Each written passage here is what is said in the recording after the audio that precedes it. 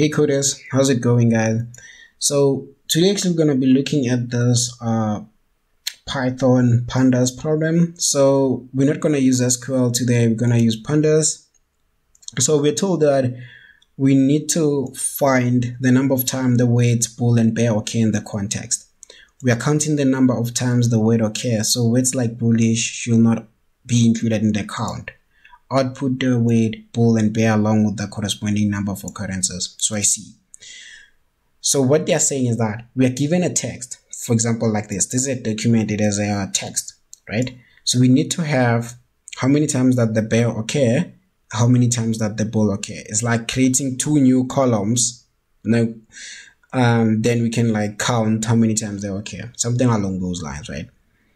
So as you know, as always, guys, I like to break like these type of problems into like small subset. So what I want to do is that because we are told that find the number of times the word bull and bear occur, so let's focus on bull first. We need to find how many times it occurs in this content. Okay, so let's start with that, and we're gonna do the same thing for bear.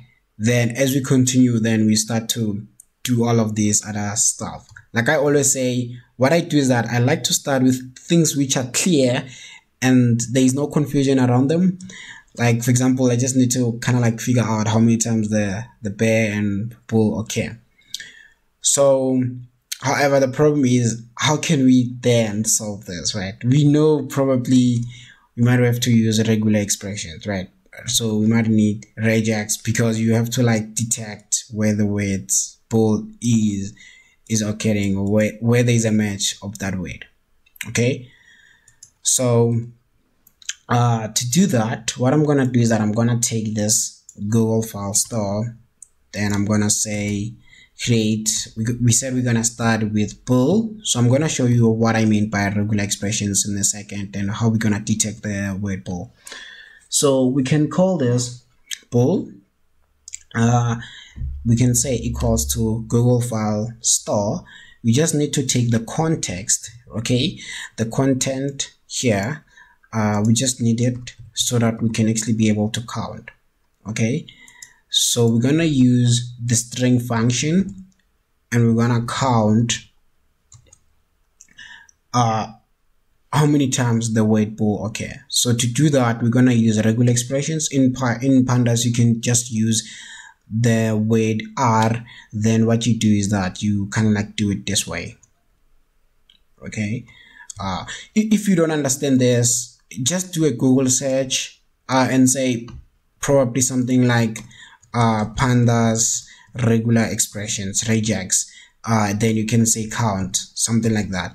So like don't go hard on yourself if you don't understand. Like, as long as the most important thing for me is like the idea. As long as you have the logic to do something, that's fine. If you like you don't understand the specific way of doing that, just do a Google search and say Pandas regex count, then you're gonna get there something like this. Okay, so what you can do now is that we can say bull. So this is a string function, then we just want to count how many times the term bull occurs.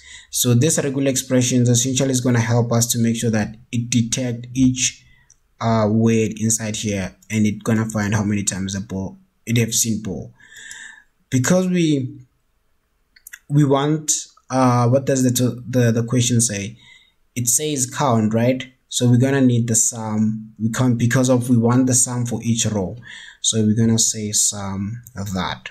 Okay, so let's just have a look at how this looks like now for bull. So done. Cool, it looks like it does what we want. So it has 3, 3, 3, so that's fine. So we're gonna do the same thing. I think now we can just do a copy and paste, right? And can just do a copy and paste and say we're gonna look at the bear. Google store content string count the word bear and sum it up. And now we should be having let me just copy this Google file store and we should be having bare and count, so we can see how many times they occurred for each document.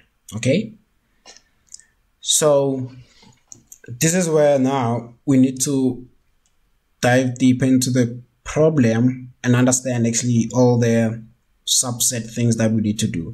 So we are told that we are counting the number of times the word occur. So words like bullish shall not be included. Okay, that makes sense. We search exactly for bear and bull. Okay, I'll put the word bull and bear along with the corresponding occurrences. Wow, this is something else, because we don't have, so we need to have bull and bear.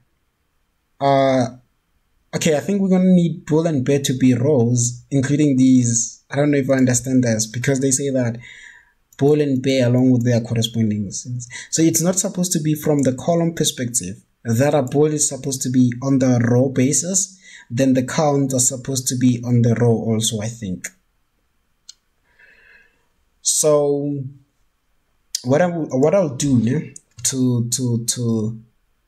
to make this more easier, I'll say something along the lines. Okay, let's look at the expected output. I think this is how it's gonna make it easy.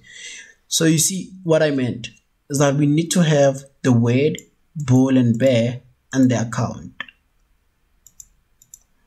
So we already have the count, but now we need to have them like in this order.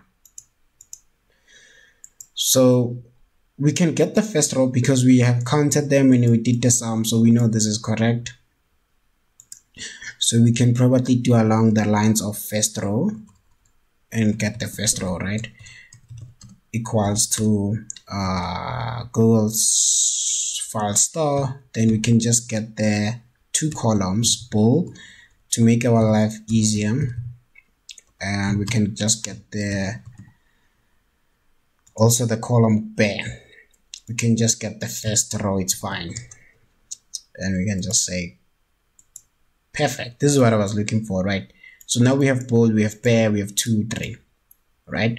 So what we need to do now is that we need to some people, they can call it transpose. I think in Pandas we have this method called meld. So you can actually say meld. You can, so when you say meld, you give it the word that you want to meld by. So for example, it's going to be called var name. So you're going to take this and you're going to say this is equals to word. Then it's going to take all of these two columns, it's going to make them row.